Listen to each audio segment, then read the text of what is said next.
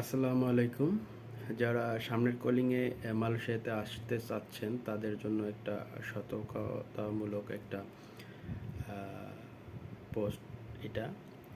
সেটা হচ্ছে যারা মালয়েশিয়ায় আসতে চাচ্ছেন তাদের উদ্দেশ্যে কথাটা বলি। সেটা হচ্ছে মালয়েশিয়াতে আসার পর আপনারা অনেকে হয়তো খবরে দেখেন যে বৈধকরণ এবং অবৈধ লোককে বৈধতার সুযোগ।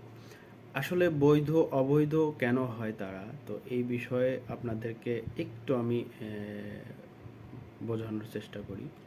সেটা হচ্ছে একজন লোক যখন কোম্পানিতে আসে বা যে কাজেই আসে, তাদেরকে যেটা কাজ দেওয়া হয় সেটা করতে না পারলে বা সেটা করতে না চাইলে যখন অন্যখানে পালিয়ে যায় বা সে কোম্পানি থেকে পালিয়ে যায়, তো এইটা হচ্ছে কিন্তু অবৈধর প্রথম ধাপ। এর পরবর্তীতে তার অবৈধ জীবন শুরু হয় এইখানে মালয়েশিয়াতে। তো অনেকে আছে যে কনস্ট্রাকশনের ভিসায় আসে এবং আসার পরে সে ওই কাজটা করতে পারে না।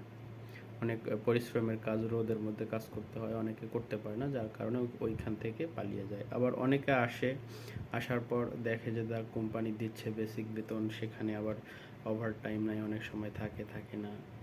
তো তারা আসলে একসময় ডিসিশন নেয় যে আসলে আমি কোম্পানি থাকবো না, পালিয়ে যাব। যখন কোম্পানি থেকে তারা পালিয়ে যায় বা অন্য কোনো কাজে যায়, পাসপোর্ট সেই কোম্পানির কাছে থাকে এবং সেই কোম্পানি কিন্তু পারে একমাত্র ভিসা লাগাতে।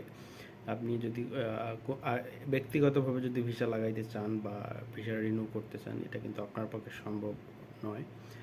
যার কারণে কিন্তু অনেকে অবৈধ হয়, আবার অনেকে ইচ্ছে করে ভিসা লাগায় না। তো এইখানে যারা বৈধভাবে আসে এবং যারা ভিজিট ভিসায় আসে তাদের তো প্রথম ওই 1 মাস 30 দিন পর থেকেই তার অবৈধ জীবন এখানে শুরু হয়। তো যারা বৈধভাবে কোম্পানিতে আসার পর অবৈধ হবেন বা হন, তো তাদেরকে আমি বলবো আপনারা অবশ্যই যে কাজে আসবেন সেই কাজটা আপনি পারবেন কিনা বা আপনি আপনার করার মতো ক্ষমতা আছে কিনা, এটা অবশ্যই যাচাই বাছাই করে তারপর আসবেন মালয়েশিয়াতে। তাহলে আপনাকে আর অবৈধ হতে হবে না, এবং অবৈধ হলে কিন্তু অনেক ঝামেলা এখানে। যখন অপারেসি দেয় তখন আসলে অনেকটা তাদেরকে যেভাবে ধরাও পাকড়াও করে, এবং এটা অনেকটা কঠিন একটা জীবন বিদেশের মাটিতে।